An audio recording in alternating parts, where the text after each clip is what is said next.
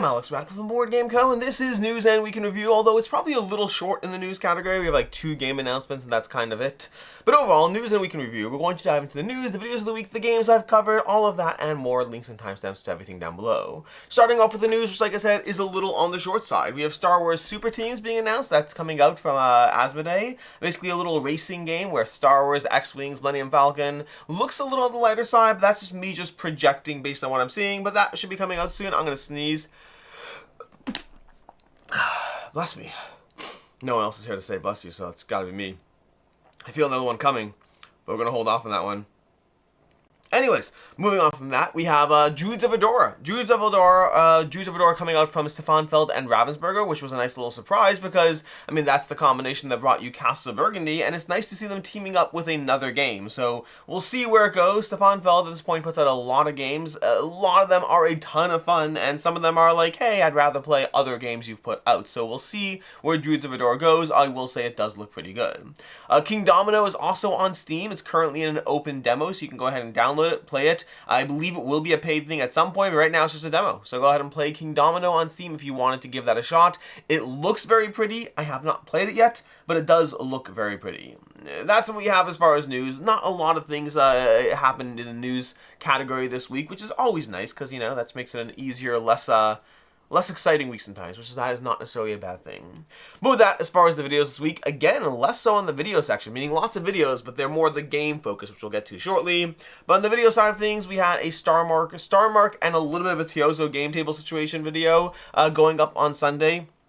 Basically, it's a bit of a warning of, hey, here's a table that looks pretty scammy. Here's a table campaign on Kickstarter that looks pretty scammy. Not saying it is for sure, just saying it looks not great. I did have one person who posted like 17 comments on the video. I just ended up blocking him because there's a whole lot of aggression of like, why? Why'd you do this? What are you talking about? You don't know anything. You just wasted everyone's time. It's a very aggressive person who was either from Starmork or alternatively someone who was very, very invested in his table purchase being real and didn't want anyone to possibly throw any kind of cold water on it. Like, I get it if you're someone who's like, hey, but maybe it's not a scam. I get that. This person was very, very angry. There were a lot of comments I just blocked and moved on. But the Starmork table, it might be real. It might. Also, I would not advise you to spend money in it because there's a lot of red flags, and red flags are ways that you possibly lose money. So just make whatever decision you want. Just know all the facts going into it.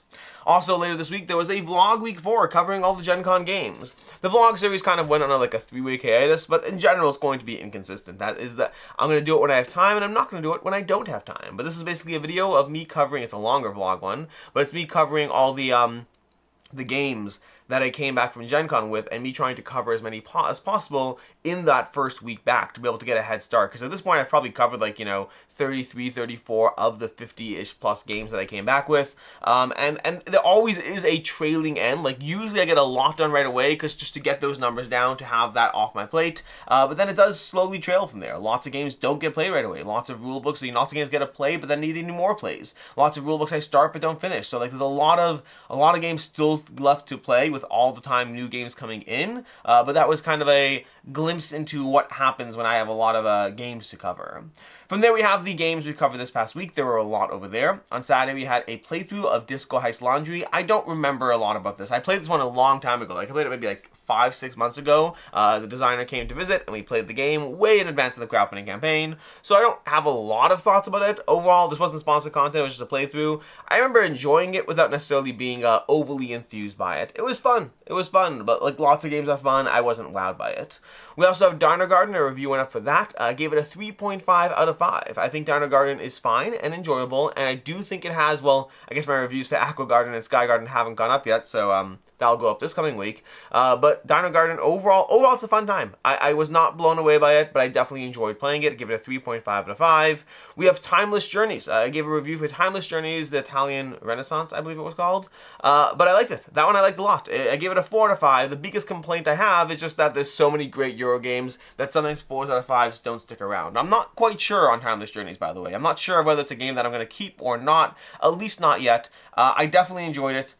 I liked it a lot. The biggest problem is it kind of makes me want to play Lacrimosa again, and Lacrimosa is a game that I eventually got rid of, so like, we'll see. I might just play more Lacrimosa, so we'll find out there. But I like Timeless Journeys. Definitely recommend it. This is just the nature of being so many great games out there. There's also a review for Azure. Azure's a 2-player abstract, gave that one a 4 out of 5 as well. That one's definitely staying for now. The difference between the two is Timeless Journeys is a longer game experience that is slightly harder to table, that is weighing up against others. And Azure is one that I could find an easier time tabling. It plays in like 20 minutes per session, but I like it a lot. I gave it a 4 out of 5. Solid abstract game from Bitewing Games. Then we have Kalpyso. Kalpyso I gave a 5 out of 5 from Inside Out Games. This is my third 5 out of 5 this year, although there's at least one more coming, possibly 2, we'll see. I do find sometimes that the 5 out of 5s happen in the second half of the year, which is always interesting, but like the first half of the year, the first like 7 months, there was not a single 5 out of 5 on the channel, and now there's already 3, for sure 4, possibly 5, and I don't even know the next like 4 months after that. So we'll see. We'll see. I thought it was going to be a weaker year, and it's not turning out that way. But Kalpyso is, I love it. I absolutely adore it. It's a cooperative and competitive tile-laying game.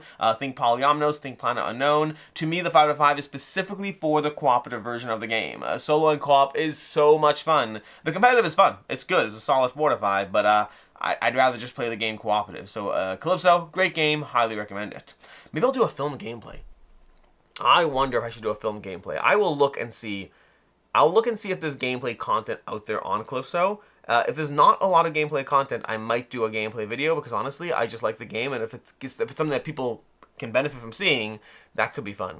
Anyways, from there we have the Witcher. The Witcher. I did the gameplay of The Witcher Legacy.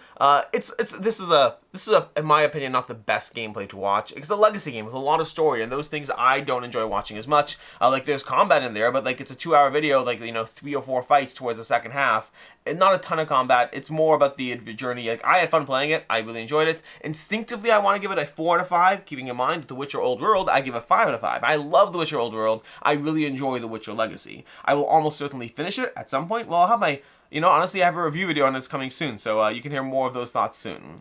We have Lord of Loot and well, then the next 4 over here are all preview videos. I don't have really thoughts on them. I didn't play them myself. Meg covered these. We have Lord of Loot, Saurozioc Warriors, Primal Hex, and Legends of Shenzou. You can check out videos on all 4 of those games if you want to get a sense of how they play. Like, you can get a general sense of them and all that. I just can't give you thoughts of them because I haven't played them.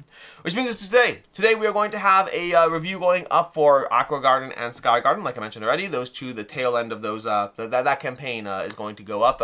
Sorry, the campaign's already up. Dino Garden video's already up. Aqua Garden and Sky Garden are going up in a single video today. And then also Matura from the other game from the Bitewing game series. That review is going up today as well.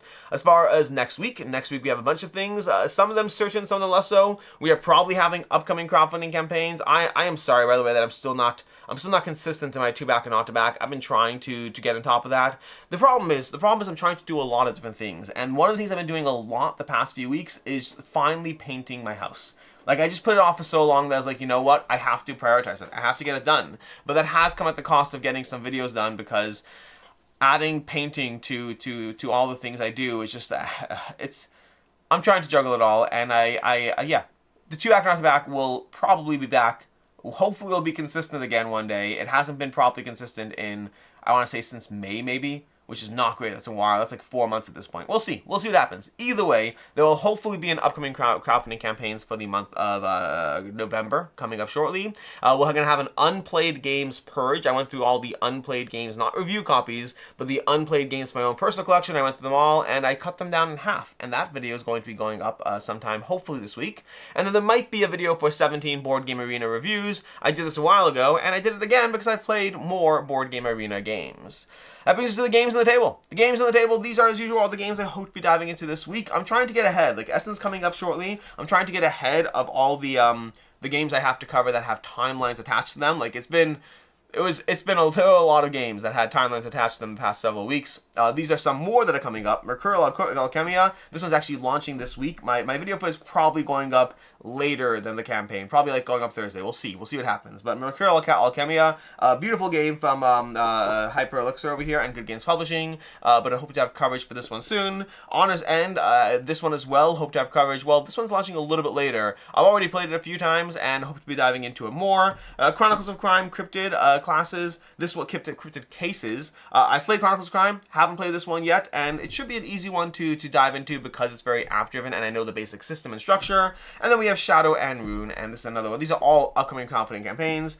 Shadow and Rune, I want to say this is October 7th. I think October September 30th, October 7th, and then this one's like a little bit later. I don't know exactly when, but that's Hope to Diving into This is a 2-player. Well, I think actually it's 1 to 4 players because I know there's a solo mode and it's a 2-player mode. I played the 2-player. I've not played the solo. I've not played anything else yet. But Shadow Rune is a deck building game. Think, Star Realms and that kind of thing, but with a different system of it. And that is basically it.